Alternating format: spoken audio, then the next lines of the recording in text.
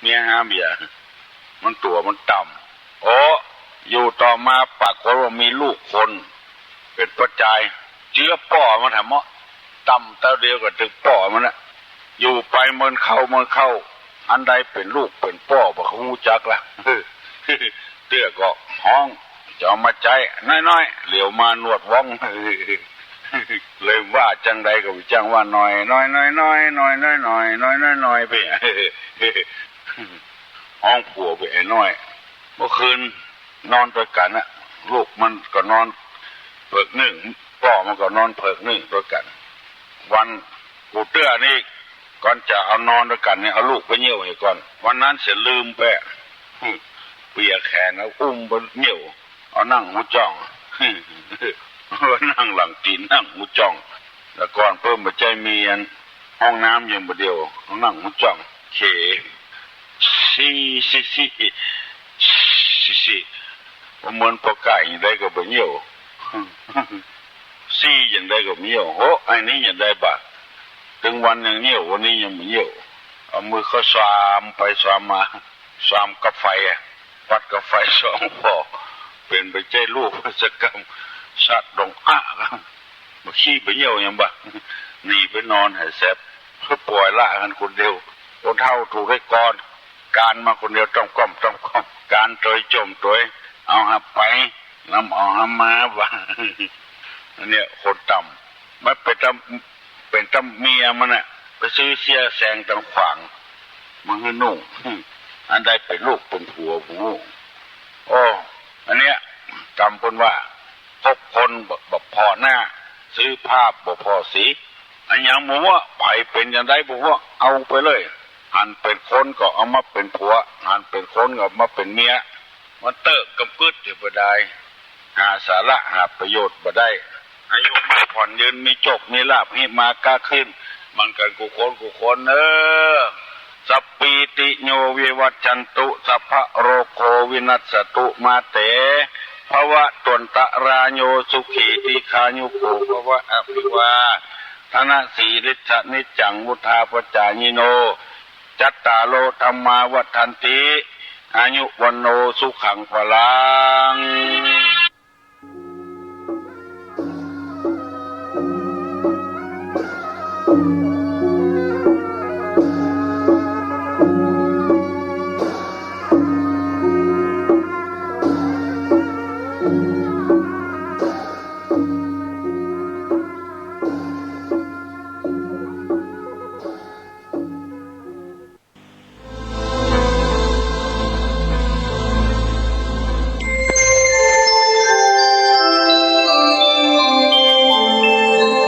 ขณะนี้ท่านกำลังฟังสถานีวิทยุกระจายเสียงพระพุทธศาสนา FM 104.5 เมกะเฮิรตซ์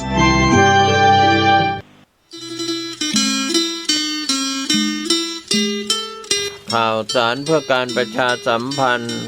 งานสงน้ำพระธาตุวัดร้องอ้อตำบลสันพิเตื้ออำเภอเมืองเชียงใหม่จังหวัดเชียงใหม่วันจันทร์ที่16มีนาคมพุทธศักราช2563เป็นงานสงน้ำพระธาตุประจำปีของวัดร้องอ้อก็เชิญชวนศรัทธานักศีลนักบุญทั้งหลายร่วมงานวันจันทร์ที่16มีนาคม2563ช่วงเช้า 9:39 นาทีเป็นต้นไปก็เป็นข่าวฝากจากพระอธิการชันชัยกันตวีโรเจ้าอาวาสวัดร้องอ้อตำบลสันพิเตื้ออำเภอเมืองเชียงใหม่จังหวัดเชียงใหม่ฝากข่าวสารเชิญชวนผู้ใจบุญร่วมส่งน้ำพระธาตุโดยพร้อมเพรียงกัน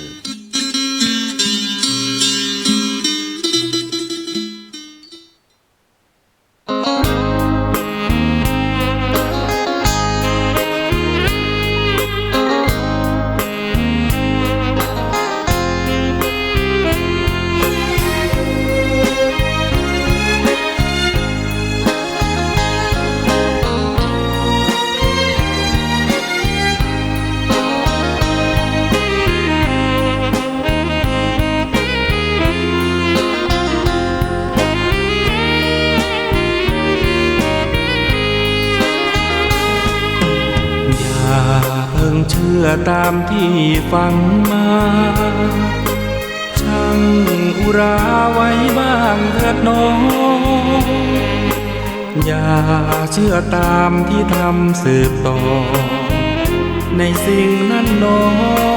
อาจจะไม่ถูกจริงอย่าเพิ่งเชื่อตามที่เล่าลืออย่าเชื่อถือตามบทอ้างอิงหากเชื่อโดยนึกเดาผิดยิ่งไม่ควรเอ็นอิงกับสิ่งเพียงคาดคะเนกาลามาสูตรบทธรรมพระพุทธศาสตร์พระองค์วางวาดหมดจดไม่ให้ไขว้เขวแนวคิดตามเหตุผลปนเปอาจมีโยเยเชื่อไปอาจไม่แน่นอนว่าตรงทฤษฎีของตนเชื่อจนล้นนั้นผิดคำสอน